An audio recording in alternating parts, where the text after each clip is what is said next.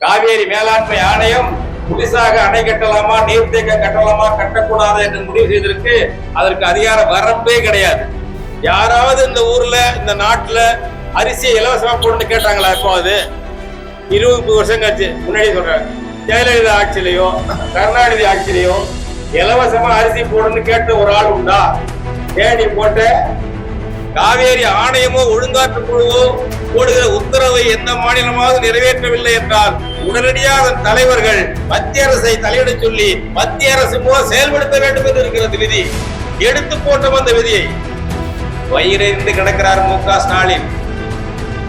கண்ணனன் தண்ணீர் தர மறுத்தான். நல்ல வேளையாக நாம் எல்லாம் மகிழ்ச்சியாக இருந்தோம் தரிசு போடுவார்கள் என்று.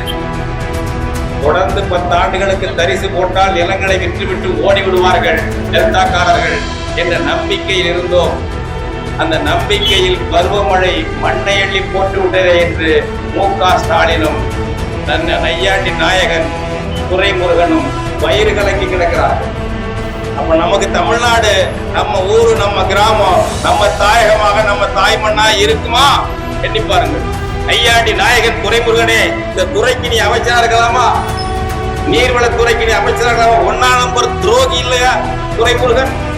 கிராமத்தை அழித்தால் தமிழர் தாயகத்தை அழிப்பதாக பொருள். ஞாபகம்.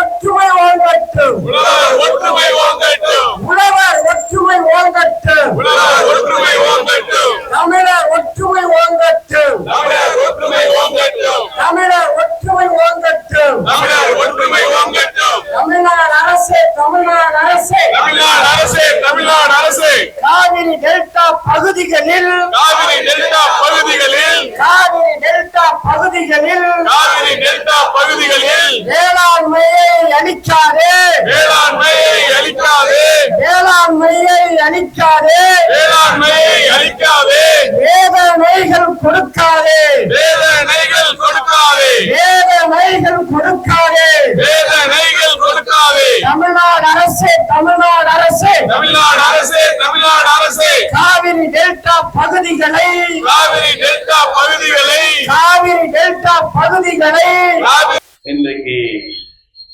இந்த டெல்டா மாவட்டங்களில் முதல் தொடக்கமாக காவிரி படுகையை தொழில் முதலாளிகளின் வேட்டை காடாக மாற்றாதே என்ற முழக்கத்தை வைத்து இந்த ஆர்ப்பாட்டம் நடந்து கொண்டிருக்கிறது. நம்முடைய காவிரி பகுதிக்கு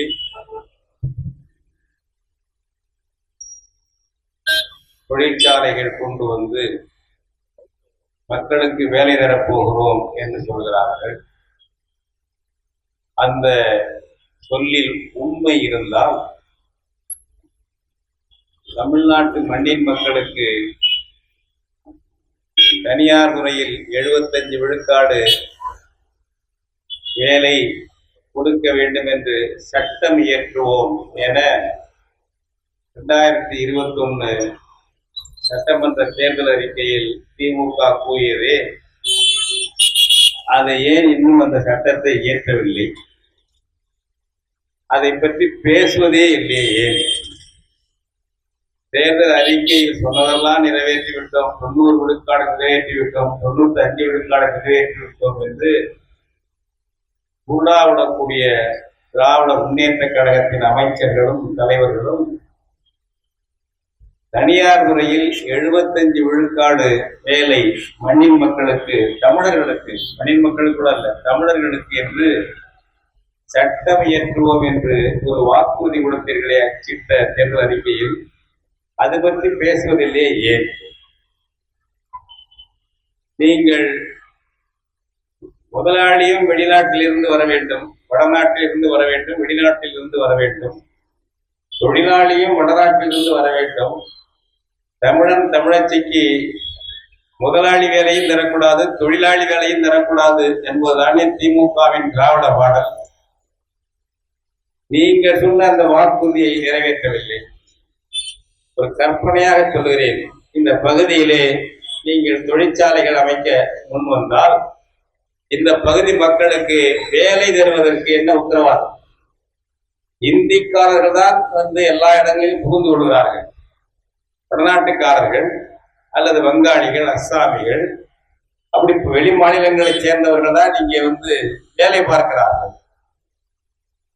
கர்நாடகத்தில் கூட பாரத மாதா பேசக்கூடிய காங்கிரஸ் ஆட்சி கூட பாஜகவினுடைய துணையோடு ஒப்புதலோடு அங்கே தனியார் துறையில் மண்ணின் மக்களுக்கு என்று கூட சொல்லவில்லை, கன்னடர்களுக்கு 70% வேலை, 75% வேலை என்று சட்டம் இயற்ற முன் வந்தது. சில தடங்கல்கள் வந்ததனால் நிறுத்தி வைத்திருக்கிறார்கள். ஆனால் அந்த முன் வரைவெல்லாம் தயார் செய்து விட்டார்கள். நீங்கள் ஒரு மாநில கட்சி, இன அரசியல் பேசியவர்கள், அனைத்து இந்திய பாரத மாதா கட்சி, காங்கிரஸ், பாஜக, அவர்கள் மண்ணின் மக்களுக்கு, அந்தந்த மாநில இன மக்களுக்கு வேலைக்கு சட்டம் கொண்டு வருகிறார்கள். ஹரியானாவிலே பாஜக ஆட்சி கொண்டு வந்தது. மண்ணின் மக்களுக்கு 75% வேலை தனியார் துறையிலே என்று பாஜக ஆட்சி. ஒரே தேசம், ஒரே தேர்தல், ஒரே சட்டம் என்று பேசக்கூடிய பாஜக காரர்கள் ஹரியானாவிலே மண்ணின் மக்களுக்கு வேலை சட்டம் கொண்டு வந்தார்கள். தமிழ்நாட்டிலே ஏன் அதை திராவிட சித்தாந்தம் பேசவில்லை? ஸ்டாலின் ஏன் பேசவில்லை? ஏனென்றால் தமிழர்களுக்கு வேலை கொடுப்பது உங்களுக்கு திட்டம் இல்லை. தமிழர்களுடைய விளைநிலங்கள் விளைய வேண்டும் என்பதும் உங்களுக்கு நோக்கம் இல்லை. இவ்வளவு தண்ணீர் வருகிறது, தேக்க முடியாத தண்ணியை வெளியேற்றுகிறான் கன்னடன். அந்த தண்ணீரை கொள்ளிடத்தில் திறந்து விடுகிறீர்கள். கடைமடைக்கு தண்ணீர் போய் சேரவில்லை. ஏன் இத்தனை நாள் ஆகியும் ஏன் போகவில்லை? வெண்ணாற்றிலே அல்லது காவேரியிலே, அதனுடைய கிளை நதிகளிலே கடைமடைக்கு தண்ணீர் போயிருக்கிறதா? வெட்டாற்றிலே போயிருக்கிறதா? ஏன் போகவில்லை? வயிறிருந்து கிடக்கிறார் மு.க. ஸ்டாலின். கன்னடன் தண்ணீர் தர மறுத்தான். நல்ல வேளையாக நாம் எல்லாம் மகிழ்ச்சியாக இருந்தோம், தரிசு போடுவார்கள் என்று. தொடர்ந்து 10 ஆண்டுகளுக்கு தரிசு போட்டால் நிலங்களை விற்றுவிட்டு ஓடி விடுவார்கள் டெல்டாக்காரர்கள் என்ற நம்பிக்கையில் இருந்தோம். அந்த நம்பிக்கையில் பருவமழை மண்ணை எள்ளி போட்டு விட்டதே என்று மு.க. ஸ்டாலினும் நையாண்டி நாயகன் துரைமுருகனும் வயிறு கலங்கி கிடக்கிறார்கள். அப்படியே வெள்ளம் வந்தால் என்ன, நாங்கள் மதகு திறந்தால் தானே உன் வயலுக்கு தண்ணீர் வரும் என்ற இருமாப்போடு வஞ்சினத்தோடு மு.க. ஸ்டாலின் கடைமடை வரை தண்ணீர் போக வேண்டாம் என்று தடுத்து வைத்திருக்கிறார். இன்று வரை போதிய தண்ணீர் இல்லை. கொள்ளிடத்திலே 2 லட்சம் கனஅடி திறந்து விடுகிறீர்கள். உரிய தண்ணீரை இந்த வாய்க்காலில், இந்த ஆறுகளில் ஏன் திறக்கவில்லை? போன அக்டோபர் மாதம் மூடியது மேட்டூர் அணை. இயற்கை விபத்தின் காரணமாகத்தான் இந்த பருவமழை என்பது அதிகமாக பெய்திருக்கிறது. இது உங்களுக்கு பிடிக்கவில்லை. இந்த நிலையில் தான் 10 ஆண்டு தொடர்ந்து தரிசாக போனால் நிலத்தை விட்டுவிட்டு ஓடிவிடுவார்கள், கிராமத்தையே காலி பண்ணி விடுவார்கள். பன்னாட்டு கம்பெனிகளுக்கு கொடுக்கலாம். யாரோ கம்பெனி இல்ல, திராவிட முன்னேற்ற கழகத்திலேயே பன்னாட்டு கம்பெனிக்காரர்கள் இருக்கிறார்கள். ஜெகத் ரட்சகன் இருக்கிறார்கள், டி.ஆர். பாலு இருக்கிறார். டி.ஆர். பாலு மகன் இந்த தொகுதியினுடைய எம்எல்ஏ டி.ஆர்.பி. ராஜா இருக்கிறார். அவங்க எல்லாம் கார்பரேட் முதலாளிகள். எங்கோ கார்பரேட் நினைக்காதீர்கள், இவரெல்லாம் கார்பரேட் முதலாளிகள். பெரும் பெரும் தொழிற்சாலைகள் வைத்திருக்கிறார்கள். கப்பல் கம்பெனியை வைத்திருக்கிறார் டி.ஆர்.பி. ராஜா, பன்னாட்டு கப்பல் கம்பெனி வைத்திருப்பவர். எனவே உங்களுக்கு இது பயன்பட வேண்டும். இந்த நிலம், இந்த விவசாயி விடமாட்டேங்கிறான். மண்ணாசை பிடித்தவன். மண்ணாசை என்றால் பாசம், மண்ணோடு இருக்கவனுக்கு. ஊர் பாசம் இருக்கும், உறவு பாசம் இருக்கும், எல்லா பாசமும் இருக்கும். இந்த இந்த இந்த விவசாயிகளை வெளியேற்றி விட்டால் நாம் கொள்ளை லாபத்துக்கு கம்பெனி நடத்தலாம். கம்பெனிக்காரன் எக்கச்சக்க பணம். விவசாயி என்ன தருவார்? ஒரு கார்பரேட் கம்பெனி. அமெரிக்காவுக்கு ஸ்டாலின் போகிறார் என்றால் கார்பரேட் கம்பெனி 1000 கோடி ரூபாய்க்கு தொழில் தொடங்கினால் குறைந்தபட்சம் 300-400 கோடி வெட்டுத்தொகை கொடுத்து விடுவார் ஆட்சியாளர்களுக்கு. உட்கார்ந்த இடத்துல கொள்ளை லாபம்.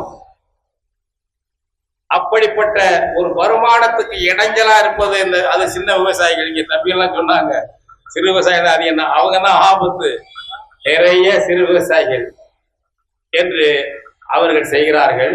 அதான் நான் கேட்கிறேன், நீங்க வேலை கொடுக்கறதா எங்களுக்கு நோக்கம்னா, எங்க பையங்க எங்க ஆணும் பொண்ணும் வேலை இல்லாம திண்டாடுது. அந்த பிள்ளைகளுக்கு தனியார் துறையில 75 விழுக்காடு வேலை என்று காங்கிரஸ்ல சட்டம் போடுறான், காங்கிரஸ் மாநிலத்திலே பாஜகவிலே சட்டம் போடுகிறான். நீ ஏன் அதை பற்றி பேச மாட்டேன் என்கிறாய்? சூழ்ச்சி இல்லையா? அது மட்டுமல்ல பெரியவர்களே, காவேரி மேலாண்மை ஆணையம் இருக்கிறது. அதன் தலைவர் ஹல்தர் என்று ஒரு நபர் இருக்கிறார். நடுநிலை தவறிய நபர், வஞ்சகமானவர், தமிழர்களுக்கு எதிரானவர். பல தடவை காவேரி உரிமை மீட்பு குழு நிரூபணமாக அம்பலப்படுத்தினோம். அந்த ஹல்தர் என்ற நபர் நடுநிலை தவறிய நபர், பதவி ஓய்வு பெற்ற வயசான கிழவனார். அவருக்கு மோடி பரிசு கொடுத்தார். நீ மேலும் 5 ஆண்டு போய் மேலாண்மை ஆணையமாக இரு, நீ நீராற்றல் துறையிலே கடைசியா வாங்கின சம்பளத்தை விட கூடுதலாக வாங்கிக்க, படிப்பணத்தை வாங்கிக்க, உதவியாளர்கள் வைத்துக்கொள், இந்த மாநிலங்கள் உனக்கு அந்த பணம் தரும். யாரு? கர்நாடகம், தமிழ்நாடு, பாண்டிச்சேரி, கேரளம். நாம் தரக்கூடிய பணம் அந்த நபருக்கு. அந்த நபர் நடுநிலை தவறிய நபர். கல்லணைக்கு வந்த பொழுது அந்த நபருக்கு கருப்பு கொடி காட்டி கைதானோம். வெளியேறு வெளியேறு. வெள்ளம் கல்லணை நிரம்பி வழிந்த பொழுது பார்க்க வந்த நபர் நடிகன், தமிழ் இனத்துக்கு எதிரான நபர். அந்த நபர் இவ்வளவு நடுநிலை தவறிய நபர். அடுத்ததாக மேகேதாட்டிலே அணை கட்டுவதற்கு ஆதரவாக காவேரி மேலாண்மை ஆணையத்தில் தீர்மானம் போட்ட நபர் அந்த ஹல்தர். மேகேதாட்டிலே அணை கட்டுவதற்கு ஆதரவாக தீர்மானம் போட்டு, நீ வேணா தமிழ்நாடு பிரதிநிதியை எதிர்த்து ஓட்டு போட்டுக்க. ஏனென்றால் மொத்தம் 9 ஓட்டு. மொத்தம் 9 ஓட்டுல 4 ஓட்டு தலாய்க்கு ஒரு ஓட்டு, ஒரு மாநிலத்துக்கு 4 மாநிலத்துக்கு 4 ஓட்டு, 5 ஓட்டு இந்திய அரசினுடைய மோடி அரசினுடைய அதிகாரிகள் ஓட்டு. நம்ம 4 மாநிலம் எதிர்த்தா கூட மோடியன் கம்பெனி ஆதரிச்சா ஜெயிச்சிருவது, வெற்றி பெற்றுரும். ஆனா இதுல நம்ம தமிழ்நாடு மட்டும்தான் மேகேதாட்டு அணை கூடாது என்று எதிர்த்தது. அதை ஆதரிக்கக்கூடிய துணிச்சல் இன்னும் ஸ்டாலினுக்கு வரவில்லை. ஆதரிக்க வேண்டும் என்பதுதான் நையாண்டி நாயகர் துரைமுருகனுக்கும் மு.க. ஸ்டாலினுக்கும் உள்நோக்கமாக இருக்கும். அந்த துணிச்சல் இல்ல, எதிர்க்கிறார்கள். ஆனால் சட்டமன்றாக அந்த நபர் அவனுடைய பர்வியூ, அவனுடைய அதிகார வரம்புக்குள்ளே கிடையாது. காவேரி மேலாண்மை ஆணையம் புதுசாக அணை கட்டலாமா, நீர்த்தேக்க கட்டலாமா, கட்டக்கூடாது என்று முடிவு செய்திருக்கு. அதற்கு அதிகார வரம்பே கிடையாது. உச்ச நீதிமன்றம் அந்த வரம்பெல்லாம் அவனை கொடுக்கல.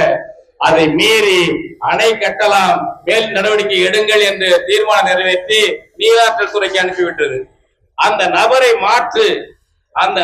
மாற்று என்று ஒரு வார்த்தை ஸ்டாலின் சொன்னதுண்டா?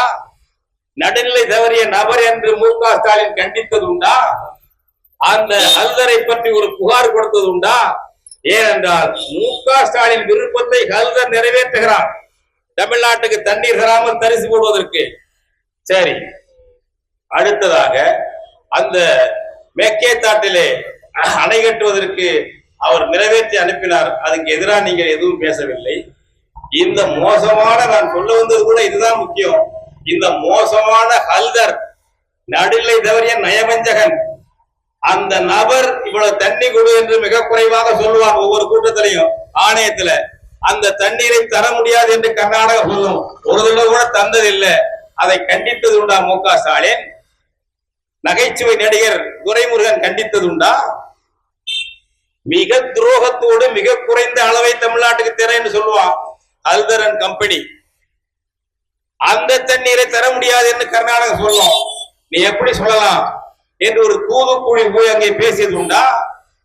பாஜக பொம்மை முதல்வராக இருக்கும் பொழுதும் இப்ப காங்கிரஸ் சித்தராமையா இருக்கும் பொழுதும் கேட்டது உண்டா? நீங்கள் வாய் திறந்து பேச மாட்டார் ஸ்டாலின். 19 அறிக்கை வெளியிடுவார். அந்த ஹல்தர், அதுக்கு அடுத்தது வினீத்குமார், ஒழுங்காற்று குழு தலைவர். அந்த நபரும் குறைவாத்தான் ரெக்கமெண்ட் பண்ணார். ஜூலை மாதம் ஒரு நாளைக்கு ஒரு டிஎம்சி தண்ணி திறந்து விடுங்க, 10 நாளைக்கு என்று. தண்ணி நிறைய இருக்கு, வந்து கொண்டிருக்கிறது. கபினியில் மட்டும் 19,000 கனஅடி அன்னைக்கு ஜூலை 1ஆம் தேதி வாக்குல, அந்த தேதி ஞாபகம் எனக்கு, 19,000 கன அடி தேக்க முடியாம வெளியேற்றுறான் கபினில மட்டும். அதுல ஒரு குறைந்தபட்சமாக ஒரு நொடிக்கு 11,500 கன அடி திறந்து விடு. 19,000 கன அடி வெளியேற்றுறான் கபினில மட்டும். 5,000 6,000 கன அடி KR சாகர்ல இருந்து வெளியேற்றுறான். 11,500 கன அடி திறந்து விடுன்னு சொல்றான். முடியாதுன்னு சித்தராமையா சொல்றாரு. அந்த தேதியில 19,000 வெளியேற்றிட்டு இருக்கான் கபினியை பாதுகாக்கிறதுக்கு. DK சிவகுமார் துணை முதல் மந்திரி மண்டியா மாவட்டத்தை சேர்ந்தவர் காங்கிரஸ்காரர் முடியாது என்கிறார். எங்களிடம் தண்ணி இல்லை என்கிறார்கள். அப்படி சொல்வது தப்பு என்று ஒரு வார்த்தை ஸ்டாலின் பேசியது உண்டா? ஞாபகம் இருக்கா? நினைச்சு பாருங்க. இவ்வளவு தண்ணி இருக்கும் போது இப்படி சித்தராமையா பேசுவது தவறு. உங்க கூட்டணி இந்தியா கூட்டணி, அதுலயாவது நேர்மையா இருந்தா உங்க கூட்டணி தலைவர் ராகுல் காந்தி புகார் சொன்னது உண்டா? வெளியேற்றுறாங்க 20,000 25,000 கன அடி தண்ணீர் வெளியேற்றுறாங்க. அவங்க சொன்னது 11,500 கன அடி தான். இதை ஏன் திறக்கக்கூடாது, சொல்லுங்க என்று ஒரு முயற்சி எடுத்தது உண்டா MK ஸ்டாலின்? நகைச்சுவை நடிகர் நீராற்றல் துறை அமைச்சராக இருக்கார் துரைமுருகன் பேசியது உண்டா? அதுதான் சரி. ஏனென்றால் தண்ணீர் வந்தால் டெல்டா மாவட்டத்தில் விவசாயம் பண்ணுவான், நிலத்தை தர மாட்டான், விட்டுற மாட்டான். நம்ம மாமா எல்லாம் கம்பெனிக்காரன் அமெரிக்காவில் இருக்கான், ஸ்பெயின்ல இருக்கானுங்க, ஜப்பான்ல இருக்கானுங்க, எங்கெங்கே கிடக்குறானுங்க, அரபு நாடுகள்ல இருக்கானுங்க. அந்த மாப்பிள்ளைக்கெல்லாம் இடம் தர முடியாது. இந்த புயல பாலா போன விவசாயி ஆக்கிரமிச்சு விட மாட்டான். எனவே தண்ணீர் இல்லாமல் இயற்கையாக பார்த்து இந்த உழவர்களை விரட்டட்டும் என்றுதானே ஸ்டாலின் நினைக்கிறீர்கள்? ஐயாண்டி நாயகன் துரைமுருகனே, இந்த துறைக்கு நீ அமைச்சரா இருக்கலாமா? நீர்வளத்துறைக்கு நீ அமைச்சரா இருக்கலாமா? 1ஆம் நம்பர் துரோகி இல்லையா துரைமுருகன்? அழிஞ்சு போனுங்க உங்க எண்ணம். நான் கேட்கிறேன், நீ இதுவரைக்கும் காவேரி தண்ணியை சட்டப்படி பெற நீ எடுத்த முயற்சி என்ன, செய்த வாதம் என்ன, தர்க்கம் என்ன? அந்த கயவர்கள் அந்த ஹல்தரும் வினயத்துக்குமாரும் தண்ணீர் திறக்க மறுத்தால் அதை சொன்னதை செயல்படுத்த விரும்பவில்லை என்றால் மோடியிடம் போய் நீ புகார் பண்ண வேண்டும், மோடியை எதிர்த்து போராட வேண்டும். உச்ச நீதிமன்ற தீர்ப்புல இருக்கிறது. காவேரி ஆணையமோ ஒழுங்காற்று குழுவோ போடுகிற உத்தரவை எந்த மாநிலமாவது நிறைவேற்றவில்லை என்றால் உடனடியாக அதன் தலைவர்கள் மத்திய அரசை தலையிட சொல்லி மத்திய அரசு மூலம் செயல்படுத்த வேண்டும் என்று இருக்கிறது விதி. எடுத்து போட்டோம் அந்த விதியை.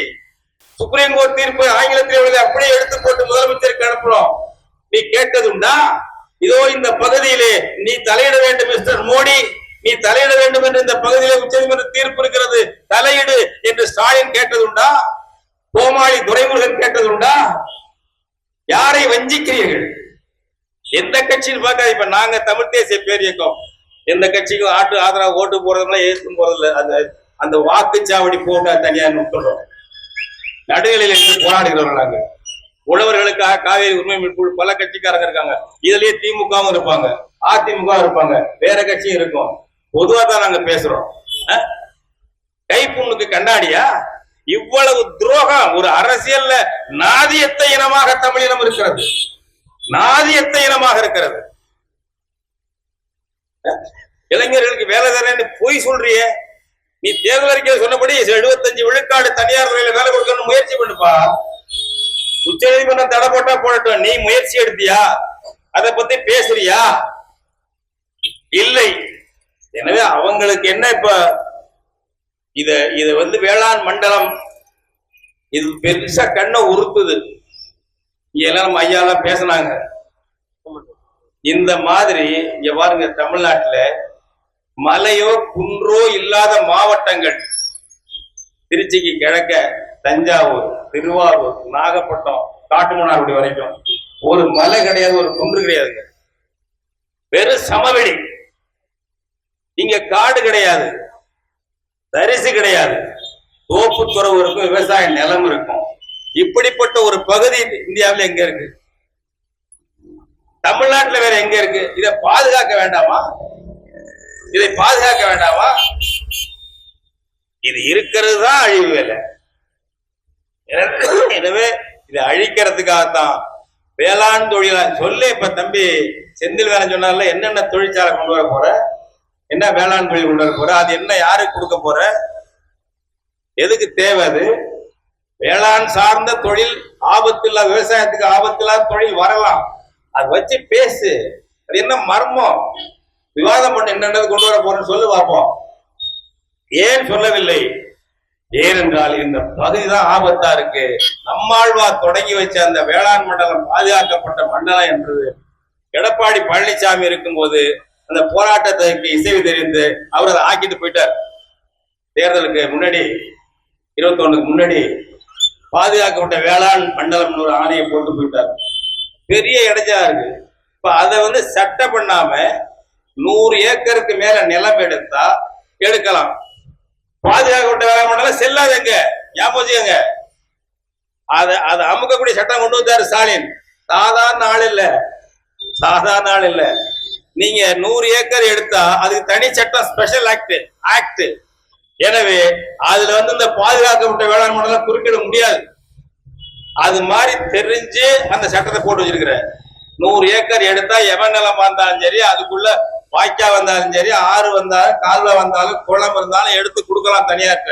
எந்த ஒரு சட்டம் போட்டு வச்சிருக்கிற. அதையெல்லாம் தான் இங்க கொண்டு செயல்படுத்த போறீங்க. முகத்துவாரா எங்க ஊரு செங்கிப்பட்டி சானிட்டோரியம், அங்க இந்த ராஜா பாதுகாப்புல இடத்த, அங்க ஏற்கனவே சிட்கோ இருக்குங்க. நீங்க காங்கிரஸ் ஆட்சியில தமிழ்நாட்டிலே ஒரு 2-3 இடத்துலதான் டிபி ஹாஸ்பிட்டல், மிக மோசமான காச நோய், உயிரில் செத்துக்கிட்டு இருந்தாங்க. அப்போ போதிய மருந்து, சரியான மருந்து இல்லாம. சானிட்டோரியம், தாம்பரம் சானிட்டோரியம் சென்னை, இங்க ஒண்ணு, பெருந்துறை ஒண்ணு. செங்கிப்பட்டி சானிட்டோரியம் டிபி ஹாஸ்பிட்டல் தான் ரொம்ப பிரமாதம். டாக்டர் சாமுவேல் என்பவர் இருந்து சிறப்பா பண்ணார். 300-400 ஏக்கர், 500-600 ஏக்கர் அந்த இடத்துக்கு ஒதுக்கிட்டாங்க. வெளியில அதுக்கு அன்பளிப்பா வாங்கி, அரசாங்கிட்ட பணம் இல்ல, சுதந்திரம் அடைஞ்ச ஆண்டு 50கள்ல அரசுகிட்ட பணம் இல்ல, பெரிய பெரிய ராசார்கிட்ட எல்லாம் நன்கொடையா நிலம் வாங்கி, இன்னும் நிலம் இருக்கு இங்க. இந்த சித்தமல்லி பக்கம் நிலம் இருக்கு அவங்களுக்கு, சானிட்டோரியத்துக்கு நிலம் இருக்கிறது பல இடங்கள்ல. நன்கொடையா வாங்கி மாவட்ட ஆட்சியர் தலைமையில ஒரு அறக்கட்டளை மாதிரி உருவாக்கி அதை வச்சு ஆரம்பிச்சாங்க. அது இப்ப அங்கங்க மாவட்ட மருத்துவமனையிலேயே நல்ல மருந்தெல்லாம் கண்டுபிடிச்சு காச நோய்க்கு இருக்கிறது. எனவே அது முக்கியத்துவம் போயிடுச்சு. அதை அப்படியே சிப்காட் முதலாளிகள் கொடுக்கறது. டிஆர்பி ராஜா போய் பாக்குற அன்னைக்கே ஆர்ப்பாட்டம் பண்ணணும், செங்கிப்பட்டி பெரிய ஆர்ப்பாட்டம் பண்ணணும், எடுக்காதே. அது போல இங்க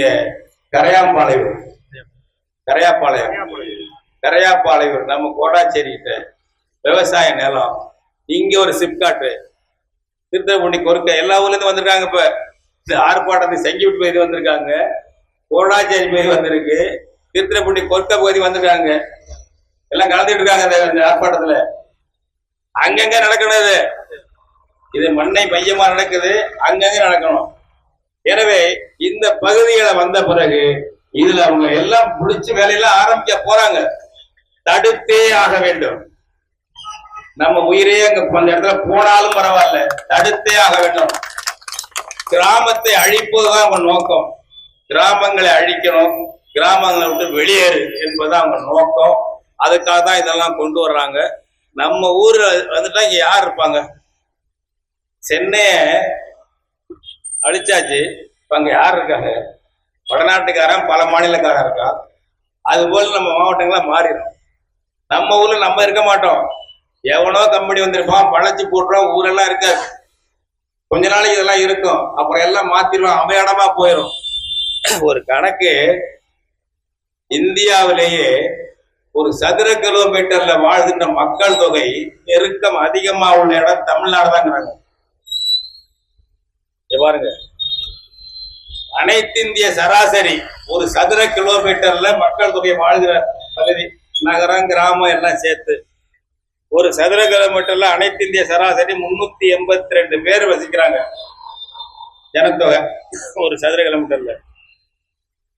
தமிழ்நாட்டுல சராசரி 555 பேர் ஒரு சதுர கிலோமீட்டர்ல. காடு மேடு நகரம் எல்லாம் சேர்த்து சராசரி கணக்கு. அனைத்து இந்திய சராசரி 382 பேர் ஒரு சதுர கிலோமீட்டர்ல மக்கள் தொகை. தமிழ்நாட்டுல மட்டும் 555 பேர் அல்ல சராசரி. இந்த தமிழ்நாட்டுல 555 தஞ்சை மாவட்டம் மட்டும் 705 பேருங்க. 705 பேர் ஒரு கிலோ சதுர கிலோமீட்டர்ல மக்கள் வசிக்கிற எண்ணிக்கை. அடுத்தது நாகை மாவட்டம் 629 பேர் அடுத்தது திருச்சி மாவட்டம் 604 பேர், திருவாரூர் மாவட்டம் 556 பேர். திருவாரூர் மாவட்டங்கிறது அனைத்து இந்திய சராசரியை விட ஒரு ஆள் கூட இருக்கு. அனைத்து இந்திய சராசரி 555, திருவாரூர் மாவட்டம் 556. இப்படிப்பட்ட மக்கள் நெரிசல் இங்கே இருக்கு. நீங்க சென்னை ஒரே மாநகராட்சியா இருந்தது, இப்ப சென்னை ஒரு மாநகராட்சி, தாம்பரம் ஒரு மாநகராட்சி, அது என்ன ஆவடி ஒரு மாநகராட்சி ஆச்சுங்களா? அது மாதிரி இதெல்லாம் ஆயிடும். நம்மால் இருக்காருங்க, எவனும் வந்திருப்பான், அதுவும் வடக்கத்தியான் இருப்பான். இந்திக்காரனுடைய திணிப்பு நிறைய இருக்கிறது. இதையெல்லாம் நினைத்து நம்ம மண்ணை பாதுகாக்கணும், நம்ம கிராமத்தை பாதுகாக்கணும், அதுக்கு நம்ம வேளாண்மையை பாதுகாக்க வேண்டும். இல்லையே நம்ம அகதிகளாக அடுத்தவன்ட்ட போய் கிடப்போம். நம்ம ஊர்ல நம்ம வேலை தர மாட்டான், இந்திக்காரனை கொண்டு வர்றான். எங்க பார்த்தாலும் நடவுக்கு இந்தி, கட்டுமானத்துக்கு இந்தி, இந்திய அரசு நிறுவனங்கள் ரயில்வேயா வங்கியா சொன்னா நம்ம தமிழங்க வேலைக்கு வரல. ஏன்னா இப்ப என்ன ஸ்டேட் பேங்க் ஆஃப் இந்தியாவில மேனேஜர் வேலைக்கு வரலன்னு நம்ம பையன் நம்ம கொண்டு வரலன்னுச்சா? கிளார்க்கா போட்டிருக்க இந்திக்காரன இந்திக்காரிய நம்ம பிள்ளைங்க அந்த தேர்வு எழுதலையா? நம்ம பிள்ளைகளை ஒதுக்கிடுறது. ஸ்டேஷன் மாஸ்டர் வரலன்னு நம்ம ஆளு ரயில்வே ஸ்டேஷன்ல டிக்கெட் கவுண்டர்ல டிக்கெட் கொடுக்க நம்ம சொன்னா அதுக்கு அந்த தேர்வு எழுதினாலும் தமிழன் தமிழச்சிக்கு அந்த வேலையை கொடுக்கறது இல்ல. நீட்டுல பாத்தீங்கன்னா எவ்வளவு மோசடி பண்ணாங்கன்ட்டு அம்பலமாச்சு இல்ல. இதுதான் வடநாட்டு பண்பாடு. ஆமா, பரீட்சை தான் பாஸ் பண்ணலாம், எல்லாம் இவ்வளவு மோசடிங்க. நம்ம ஊர்லயே அடுத்த வந்து தமிழ்ல போய் பேங்க்ல பேச முடியலைங்க. தமிழ்ல போய் டிக்கெட் முன்பதிவு தமிழ்ல பதிவு பண்ண முடியல. முதல்ல எல்லாம் படிவம் பூர்த்தி பண்ணுவோம் தமிழ்ல ரிசர்வேஷனுக்கு. அவன் எனக்கு தமிழ் தெரியாதுங்கிறான், இந்திக்காரன் உட்காந்துருக்கான். இந்தியில எழுதுனா இங்கிலீஷ் எழுதுங்கிறான். உண்டா இல்லையா? அப்ப இது தமிழ்நாடு நமக்குள்ளதாக இல்லை, இந்திக்காரன் மாநிலமாக மாற்றப்பட்டு கொண்டிருக்கிறது.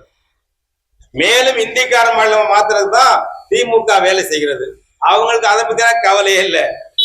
அவர்கள் வந்து பறந்தவர்கள், பறந்து விரிந்தவர்கள். அவங்க நடத்துற பள்ளிக்கூடங்கள் எல்லாம் இந்தி கட்டாய பாடம். சென்னையில திமுக குடும்பம் நடத்த பள்ளிக்கூடம்லாம் அவங்களுக்கு இந்தி தமிழ்கள்லாம் வித்தியாசம் கிடையாது. ஏன்னா அவங்க எல்லாம் முதலாளி ஆயிட்டாங்க. நம்ம நாட்டு இருந்தா தானே நம்ம மொழி, நம்ம இனம், நம்ம அதெல்லாம் முதலாளி ஆயிட்டார்கள். எனவே அவர்களுடைய சேர்க்கை, அவருடைய குடும்பங்களும் வெவ்வேறு ஆகிவிட்டது.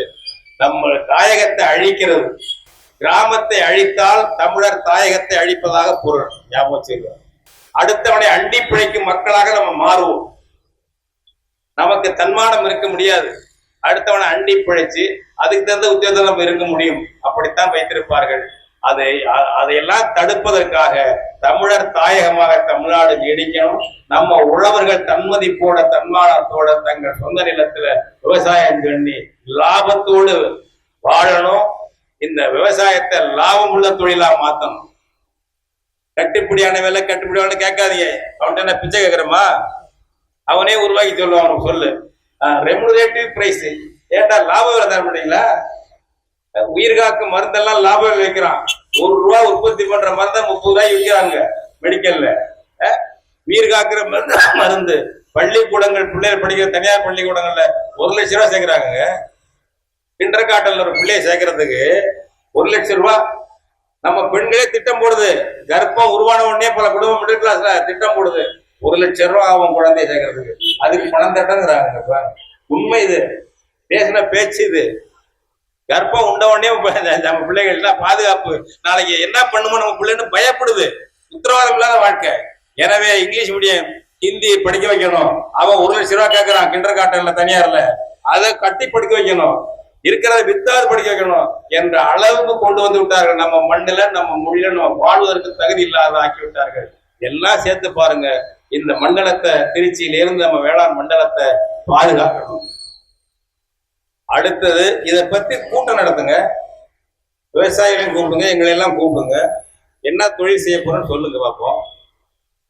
ஆபத்தான தொழில் எல்லாம் வேண்டாம் என்றால் கைவிடுங்க. வேளாண்மை சார்ந்த என்னென்ன தொழில் செய்ய போறாங்க ஒன்னும் ஆபத்து இல்லைன்னா சொல்லத.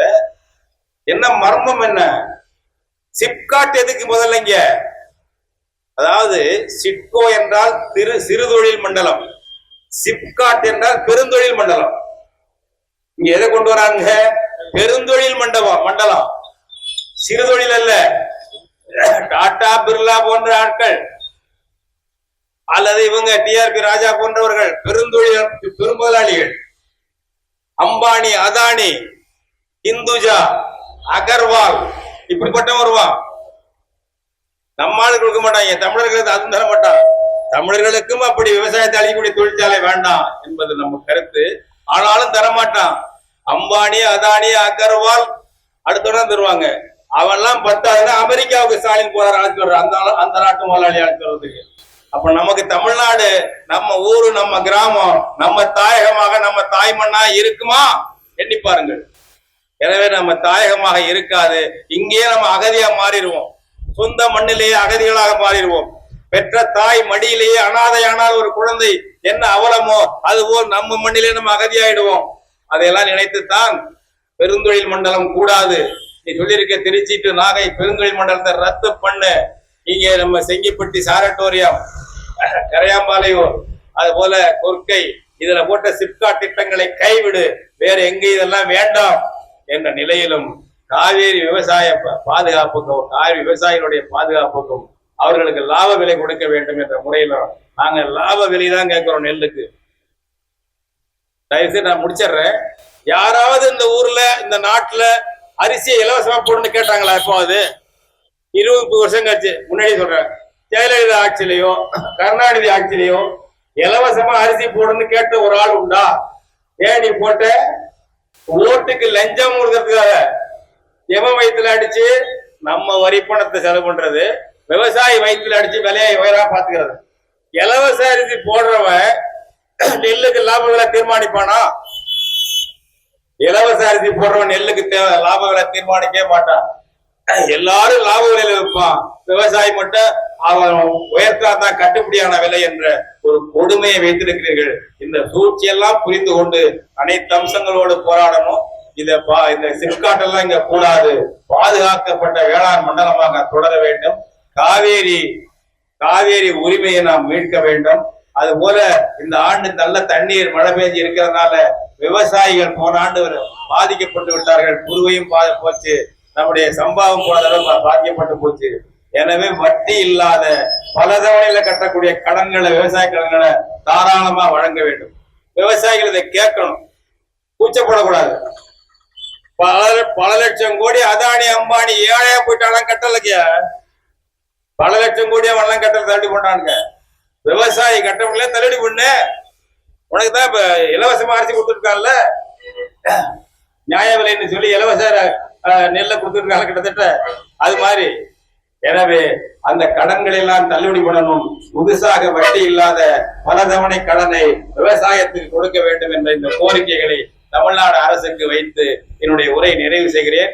இந்த ஆர்ப்பாட்டத்தில் கலந்து கொண்ட அத்தனை உழவர் பெருமக்களுக்கும், தமிழர் உரிமை மீட்பாளர்களுக்கும் நெஞ்சு நிறைந்த பாராட்டுக்களை, வாழ்த்துக்களை தெரிவித்துக் கொள்கிறேன். இதற்கு ஏற்பாடு செய்த நம்முடைய திருவாரூர் மாவட்ட தோழர்கள், மண்ணை தோழர்கள், மக்கள், விவசாயிகள் அனைவருக்கும் பாராட்டுக்களை தெரிவித்துக் கொள்கிறேன். நன்றி, வணக்கம். இவ்வாறான பல செய்திகளை, பல சிக்கல்களுக்கு விடை கிடைக்கக்கூடிய செய்திகளை தமிழர் கண்ணோட்டம் வலைவழியில் வெளிப்படுத்தி வருகிறோம். இது தற்சார்பாக செயல்படுவதற்கு நிதி தேவைப்படுகிறது. இந்த நிதியை நம்முடைய மக்களாகிய நீங்கள் தான், இளையோரும் பெரியோரும் நண்பர்களும் தோழர்களும் சான்றோரும், நீங்கள் உங்களால் இயன்ற அளவு என்ன இயலுமோ அந்த நிதியை வழங்குமாறு அன்போடும் உரிமையோடும் கேட்டுக்கொள்கிறேன். உங்களுக்கு நன்றி உணர்வோடும் பொறுப்புணர்வோடும் தமிழர் கண்ணோட்டம் செயல்படும் என்பதை உறுதி தெரிவித்துக் கொள்கிறேன். நன்றி, வணக்கம்.